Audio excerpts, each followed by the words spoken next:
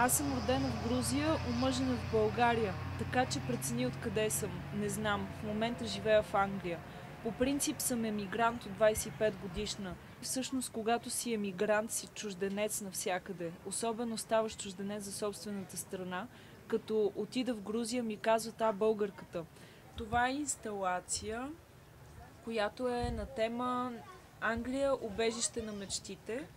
И става въпрос за хората, които решават да емигрират от собствената си родина и да отидат да живеят примерно в Лондон. Ja,